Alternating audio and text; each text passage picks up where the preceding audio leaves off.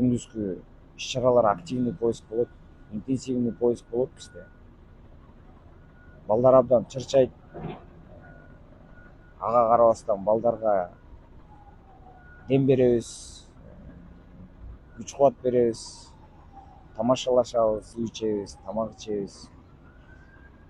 Кичинекей 5 айлык ымыркай кече күнү кичинекей 5 айлык ымыркайды алып чыктык урандын алдынан.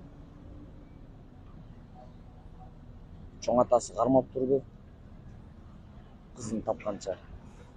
Bir saatка жакын ошо колунда кармап турду. Ошол чоң атасынын көзүн көрүп, биз бу жерден каттоо калып атабыз.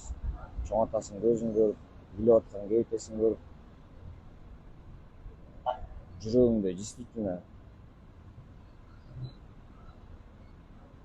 сыртыңан билбесең да жүрөгүңөн